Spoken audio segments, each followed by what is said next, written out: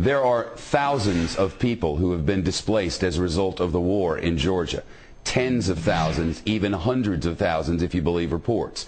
Among the unfortunate civilians caught in the crossfire in this conflict, a 12-year-old girl from outside San Francisco. Amanda Kokoyeva was in South Ossetia for a month-and-a-half-long visit with her relatives. She was with family members in a cafe, and all of a sudden, bombs were falling outside. A 12-year-old girl. She spent the night in her uncle's basement. She was able to flee to Russia, flee to the north, catch a flight home from Moscow. With us now, Amanda Kokoyeva and her aunt Laura, live with us from our San Francisco bureau. It's great to see you. Welcome home. Thank you. I cannot even imagine sitting in a cafe and bombs start falling. I mean, I've been to wars where that happens, but when you were there wasn't really a war happening. It started when you were there. Describe for us what that was like. It was really scary. I didn't know what was happening. We were just sitting normally, and everybody from outside started running in, and it was just so scary. Where did you go? What did you do?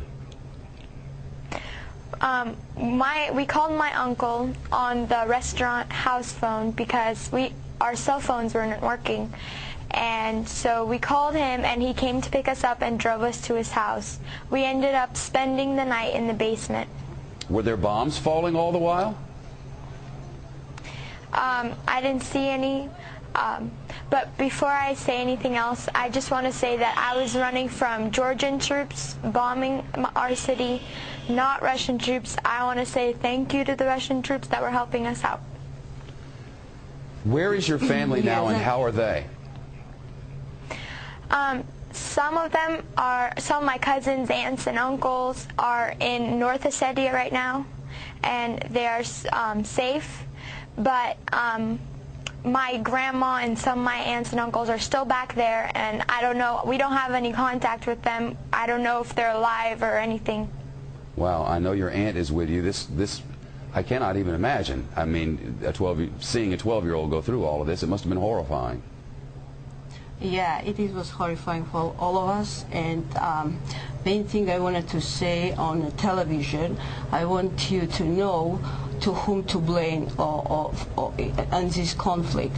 That's Mr. Saakashvili, who started this war, and Mr. Saakashvili, who is aggressor, and who in 2 days my people, Ossetian people, were killed and were bombed, and 2,000 people were killed in 1 day. And that's what I am against. I would never cut you off. Unfortunately, a commercial break will take us there in 4 seconds, whether we like it or not. I'll bring you back after the commercial. You don't want to hear that. I'll be right back with you.